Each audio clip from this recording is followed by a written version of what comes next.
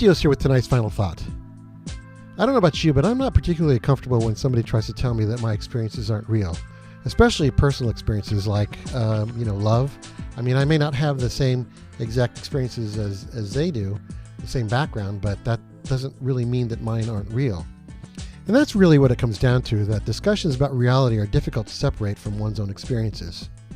I mean, some were raised religious and haven't known anything else. Some were raised where religion had no role and they don't feel like they've missed anything.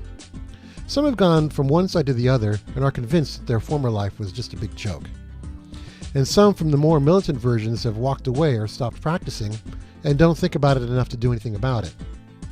And then there are those special ones who have switched from side to side and are still deeply confused. We all want to be or appear to be rational, but at its core, this is a very deeply personal thing. I mean, who are you to tell me that my experience isn't real? That really goes for both sides. If we really believe in the ideals that every person should be choosing their own life's path, then we have to be prepared to let others choose paths that don't really make any sense to us. The best analogy to this problem of dealing with those who aren't from our tribe is like dealing with your best friend's marriage or lifestyle. You may not understand the attraction or even feel like it's an unhealthy relationship, but that's really not your call.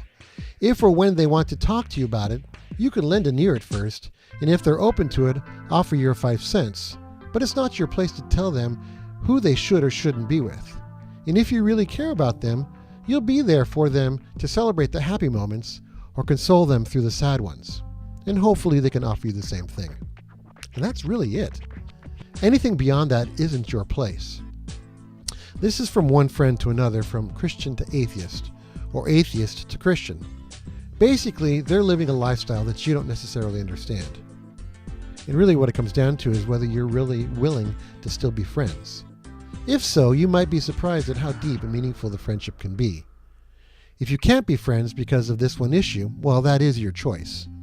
Obviously, you aren't close enough to bridge that gap, and that's too bad.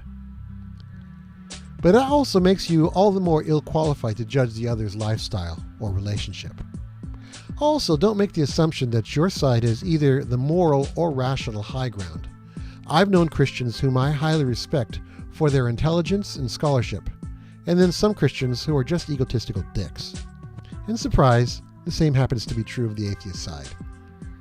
And there's nothing that tells me that either side has more of either quality, because guess what? We're all the same species. We're all humans. I remember a Catholic, actually an adult Catholic friend when I was a kid, telling me that he always thought the Protestant girls were looser. Wink, wink, nudge, nudge. That would be the cardboard cutout version of what people are really like, and not at all helpful. Wink, wink, nudge, nudge.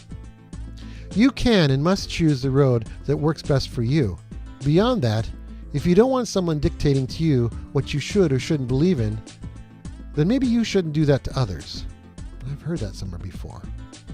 If you really care about them, then your best gift is to be their friend, to be a friend to those who are not of your tribe or of your faith. I'm Joe Bustillos, and that's tonight's final thought. Catch you next time.